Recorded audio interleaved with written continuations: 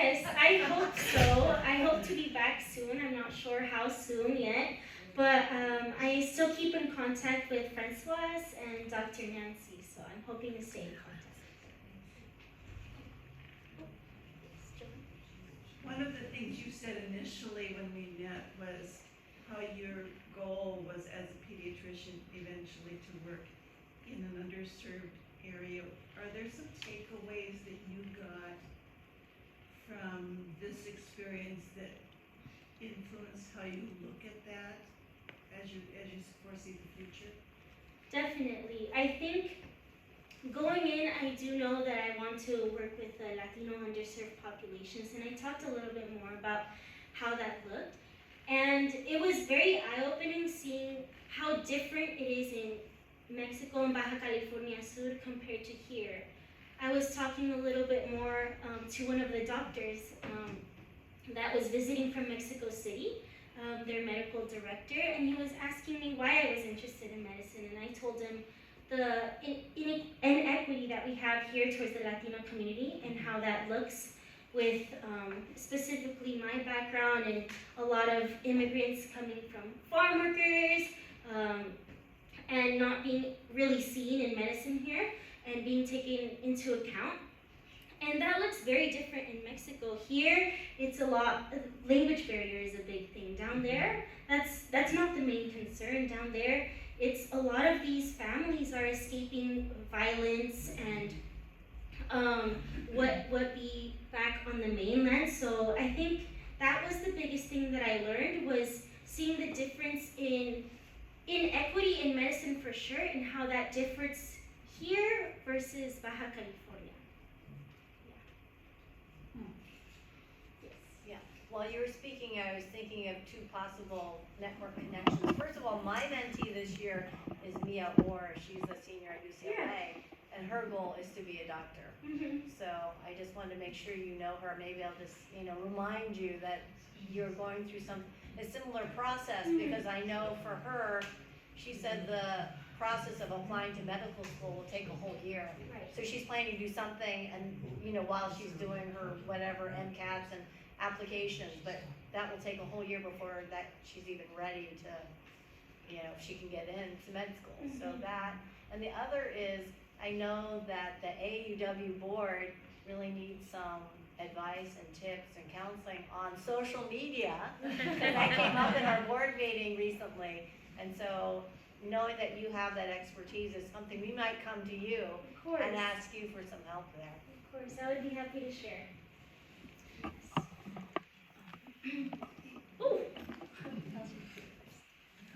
What was the most important thing you came away with?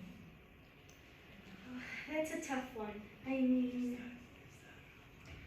I think one of the biggest takeaways was reassuring my interest for medicine. I think definitely it can be different looking from an outside perspective, but actually being in the clinic and working alongside the medical professionals, whether it be the doctor, nutritionist, I was really able to, I noticed that I really wanted to be hands-on, not only translating or looking from the sidelines. So it really assured me there. And one of the most touching moments was going down to Cabo and actually working with the youth. And I think that also reassured my interest working with youth. I've worked with youth in the past, and I've really grown keen to that relationship that you have with their innocence and eagerness to learn. So I think that's one of the biggest takeaways.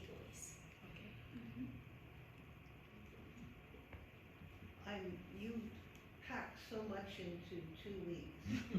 How did you manage your time? That's a great question. We worked really long days for a few days, but I think a lot of it didn't really feel like work. So I really enjoyed it took a lot of time, a lot of it was crafting, just finding what we had in the clinic, working what we had, making these posters for the nutrition workshops, designing on my computer. So a lot of it really didn't feel like work, so I found myself going towards it even during my leisure time. We had a set schedule, but of course it kept me up at night thinking, oh, what more can I add? What can I change to make it better? But a lot of it really was enjoyable for me, so it didn't feel very heavy. There's certain days that the clinic opens up. I think it's 3 to 4 days a week. So the other days I spent it in the clinic kind of preparing for certain events that we had. So I kind of used my time there, and when the doctor was in, I kind of poked into the medical consulting room and all that. And another question, I spent 19 years teaching fifth graders reproductive health. Oh, wow. And I wonder, I know what I encountered when suddenly all the kids from Moon Ridge were transferred up to El Granada, is that how reluctant boys and girls were. They didn't want to come to school, and they didn't want to know anything about that, and they covered their eyes. So when you were working with the kids, how did they receive, and did you feel restrictions coming from outside, religious kind of restrictions? Because I felt that. That's a great question. Definitely yes. At first, we were thinking of including contraception as a big topic. However, I spent a week kind of sitting in bed every day and thinking, how will they receive this? Especially since we're going to Cabo, which is 3 hours away, and a lot can change from our community and theirs. So what I did was I talked to a few trusted women who are actually locals, and I consulted them. I said, hey, you have a young kid about the age of the children that I was going to teach in a week, and I said, how does your kid feel about these subjects? And I asked her as a mom how she would receive it, and she's actually a biologist, her name was Arminda. She told me a little bit how the school it's not a topic touched on even at school, and that specific portion, the contraception, might not be taken well, especially due to religious reasons.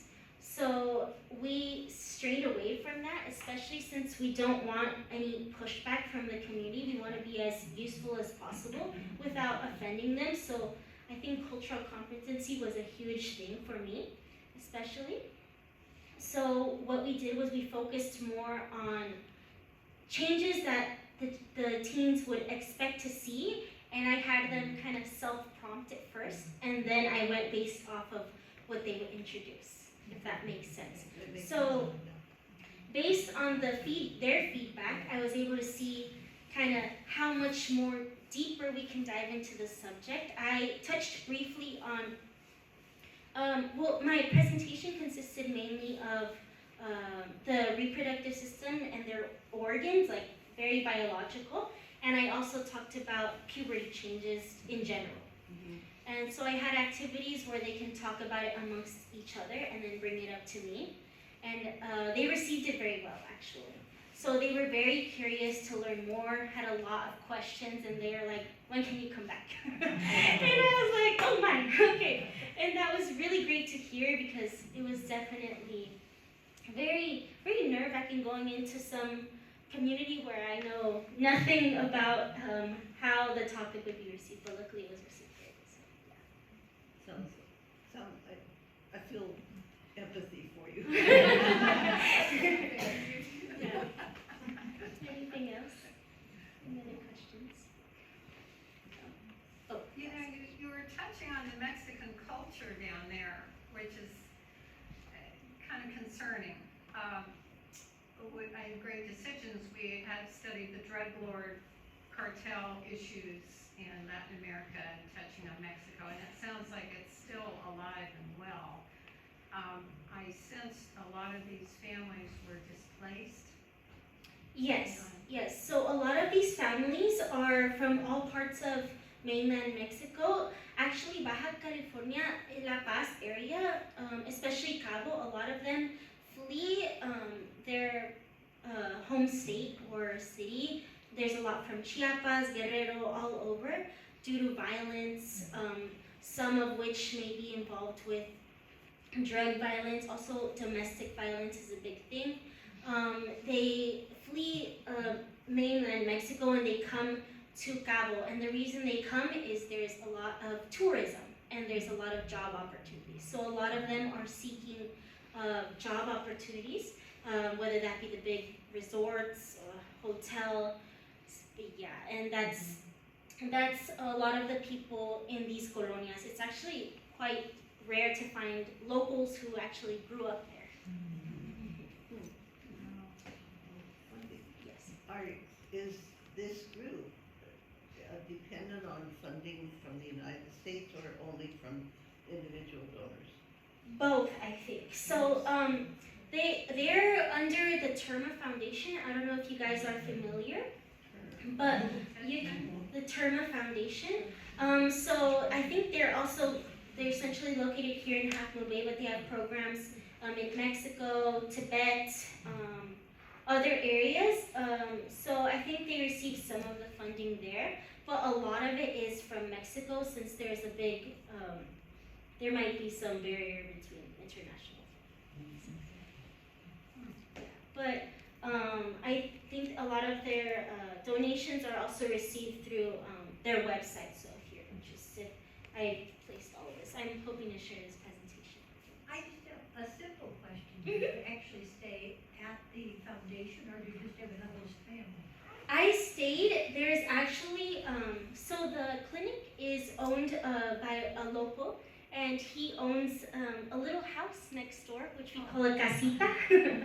So I was actually able to stay next door, and I had a housemate, which was one of the doctors, a medical director, and he was visiting from Mexico City. So we were little housemates, and we were right next door to the clinic. Yeah. All right, so I'll hand this back to Okay. Cindy. Thank you.